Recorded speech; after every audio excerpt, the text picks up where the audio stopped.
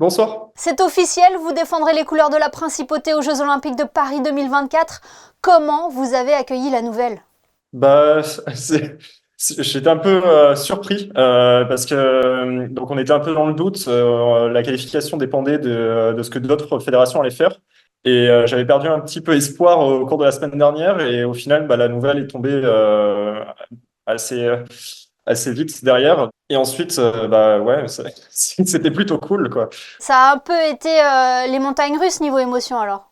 C'est ça, parce que donc en fait, on l'a appris, enfin, je l'ai appris le matin après l'entraînement, où bah, je m'étais entraîné et je me demandais un peu pendant la session qu'est-ce que j'allais faire de mon mois de juillet, si je montais avec les copains de l'université faire les régates royales de Henley ou quoi. Et au final, bah, maintenant j'ai quelques plans, donc c'est ça en fait.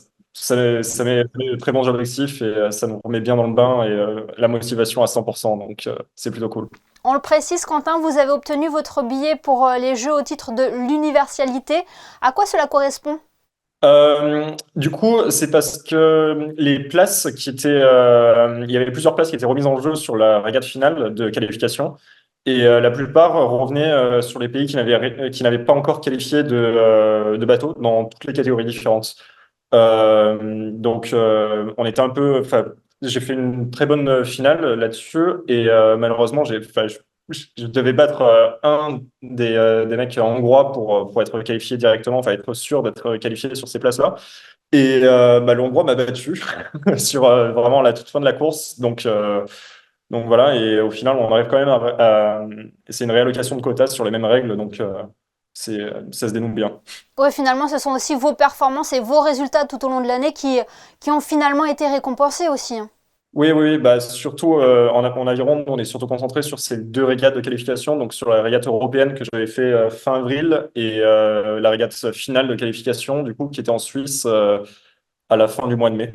Et donc après, ça dépendait un petit peu de toutes les fédérations qui étaient devant nous, de qui choisissait de faire quoi entre le skiff femme et le skiff homme aussi. Donc voilà. Est-ce que vous le voyez aussi, Quentin, comme une confirmation? Parce que avec cette participation, vous allez connaître vos deuxièmes Jeux Olympiques après Tokyo en 2021. Oui, bah, déjà, enfin, je me souviens que j'en avais parlé directement après être rentré de Tokyo en disant que je voulais à tout prix essayer de me qualifier pour faire la prochaine édition. Donc enfin, les 3 années là se sont vraiment bien passées sur l'endroit où je m'entraîne en Italie et je pense que j'ai une très bonne progression avec bah, pas mal de confirmations sur des régates internationales où bah, je rentre en finale en Coupe du Monde, je termine huitième au Championnat d'Europe.